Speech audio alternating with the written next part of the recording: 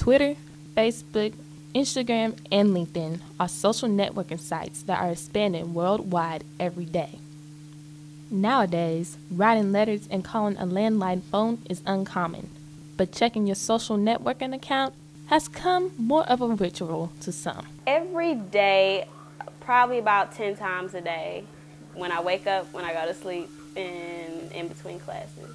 It's an easier way to communicate. Back in the day, they really used sending letters, or they talk face-to-face, but nowadays either you're going to have a text message from your friend, a Facebook message, Twitter, something like that. You're probably not going to talk to your friend face-to-face most of the time. I use social networks because, well, for Facebook, I think it's good to keep in contact with your friends and family and such. I don't really use it for social networking anymore. Entertain myself when I'm bored.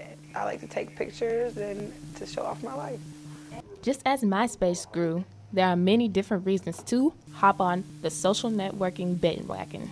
Twitter has become the new fashionable, thing that everyone uses. So many different businesses are on LinkedIn, and then you post your resume, you have to make it look professional.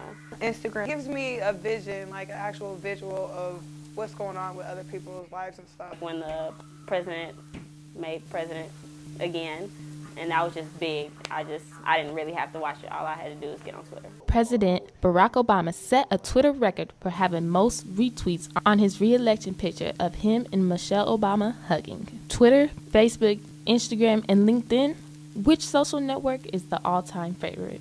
I use Twitter more than I use Facebook, just for like my daily life. Twitter. It's so quick and easy to use. Instagram and Twitter is between those two. Maybe Instagram may be ahead of Twitter. Seems like Twitter won this round in the voting polls. This is LaKendra Duncan reporting for Viking Views.